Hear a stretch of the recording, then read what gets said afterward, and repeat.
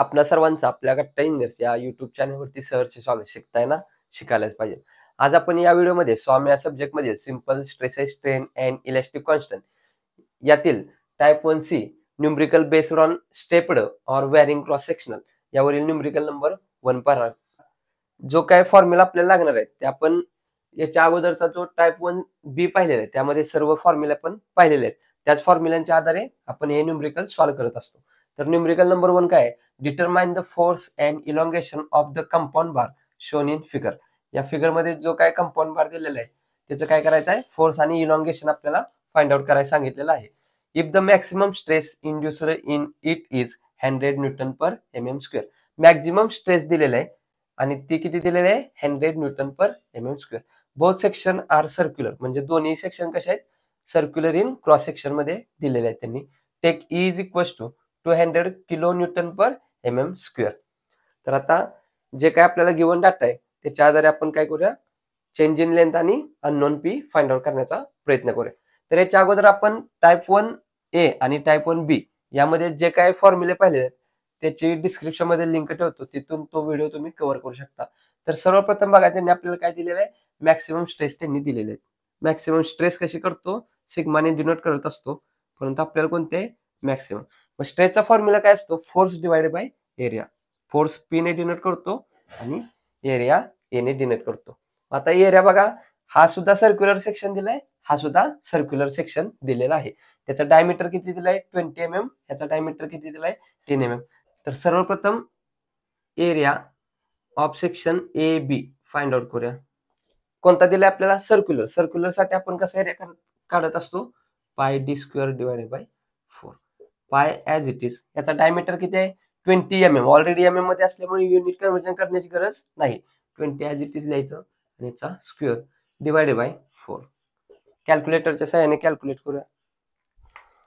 Shift धरून EXP button दाबल्यानंतर पाय येतं ब्रॅकेटमध्ये 20 चा स्क्वेअर डिवाइडेड बाय 4. किती आलं? 314.159. 59 म्हणजे 59 म्हणजे 60 म्हणून 6 लिहा. आणि ऑलरेडी व्हॅल्यू mm मध्ये असल्यामुळे युनिट काय होणार? mm square. कारण 20 mm आहे. mm चा स्क्वेअर केल्यानंतर काय होणार? mm square. Next area for section BC find out करूया. Area for section BC is equal to, हा सुद्धा कसा केला? आपल्याला सर्क्युलर दिलेला आहे, यांनी सांगितलंय बोथ सेक्शन आर सर्क्युलर. म्हणजे एकंदरीत डायग्राम कशी येणार? हा छोटा आणि हा मोठा, म्हणजे हा 20 mm डायमीटरचा आणि हा 10 mm डायमीटरचा काय आहे? रॉड आहे. असं त्यांनी आपल्याला डायग्राम दिलेला आहे. मग सर्क्युलर क्रॉस सेक्शन साठी एरिया कसा काढतो? पाय डी स्क्वेअर डिवाइडेड बाय 4. हा सेक्शन 1 आणि हा सेक्शन 2. याला 1 म्हणूया, याला 2 म्हणूया. पहिल्या सेक्शनचा काढला म्हणून D1 घेतलं. दुसऱ्या सेक्शन BCचं काढायचं म्हणून D2 घेऊया. Pi as it is. Diameter of section 2 किती आहे? तो 10. ऑलरेडी mm मध्ये युनिट कन्व्हर्जन करण्याची गरज नाही. त्याचा स्क्वेअर डिवाइडेड बाय 4. व्हॅल्यू काय फाइंड आउट करूया. शिफ्ट धरून EXP बटन दाबल्यानंतर पाय ब्रॅकेटमध्ये 10 चा square bracket complete is equal to आलेल्या आन्सरला डिवाइडेड बाय 4 करूया. किती आन्सर आला आपलं? 78.539.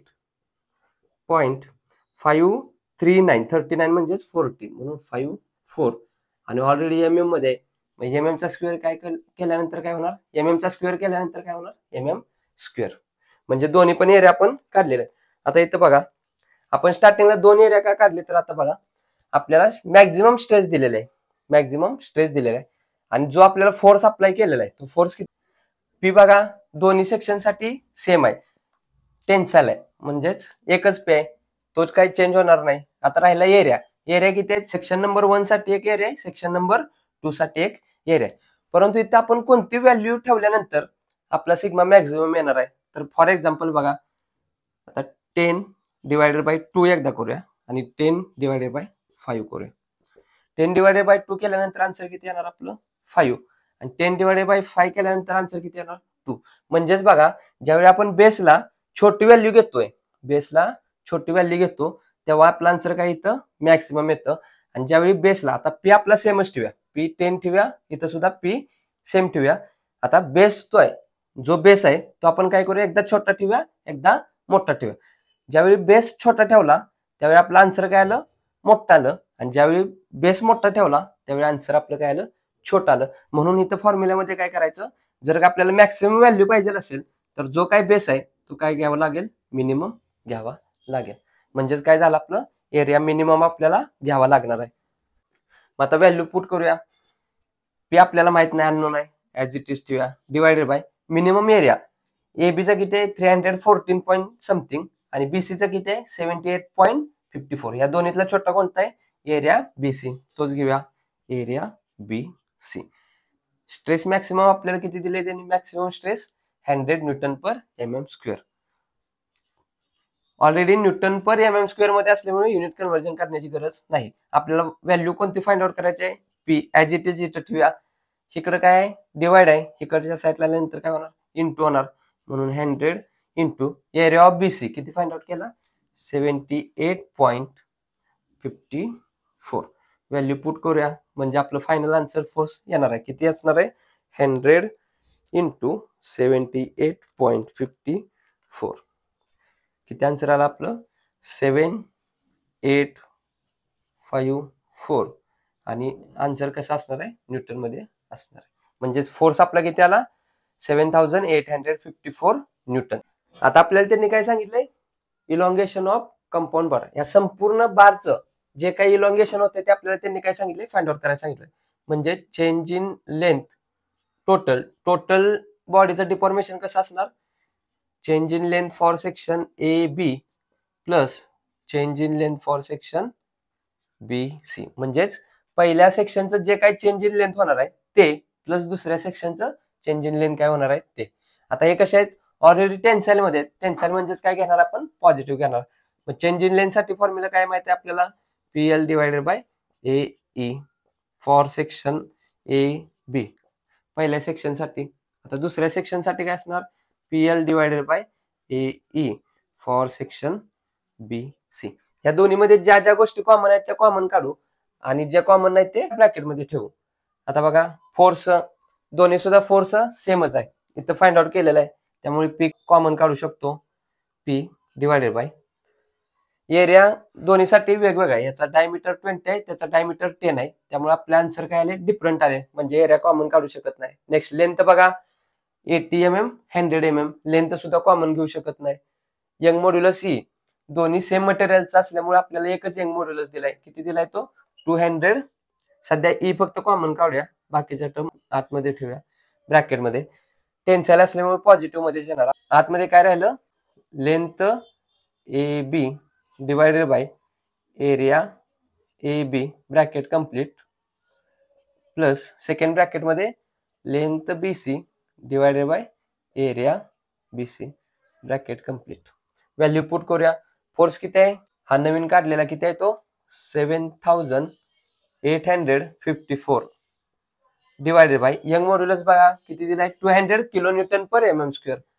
200 as it is into kilo न्यूटनचं न्यूटन मध्ये करायचं आहे, म्हणजेच काय करतो आपण, 10⁻³ युनिट कन्व्हर्जन अशा नावाचा एक आपण व्हिडिओ पाहिलेला आहे, त्यात संपूर्ण A to Z unit conversion आपण केलेले आहे, त्याची सुद्धा डिस्क्रिप्शन मध्ये लिंक ठेवतो, तिथून तो व्हिडिओ पाहू शकता. नेक्स्ट व्हॅल्यू पुट करूया. लेंथ बघा एबी सेक्शनची 80 mm, ऑलरेडी एम एम मध्ये असल्यामुळे युनिट कन्व्हर्जन करण्याची गरज नाही. नेक्स्ट एरिया फॉर एबी किती काढला तो, 314.16 प्लस लेंथ ऑफ बीसी, दुसऱ्या सेक्शनची लेंथ किती आहे, 100 mm दिले, ऑलरेडी एम एम मध्ये असल्यामुळे युनिट कन्व्हर्जन करण्याची गरज नाही. Next area for BC, BC साठी एरिया किती काढला आपण, 78.54. व्हॅल्यू कॅल्क्युलेट करून आपण final change in length total find out करूया. जर सगळं आपल्याला एकत्र कॅल्क्युलेट करता येत असेल तर एकत्र करा, नसेल तर काय करा, सेपरेट करा. आपण काय करूया, टोटल कॅल्क्युलेशन एका यात कॅल्क्युलेट करण्याचा प्रयत्न करूया.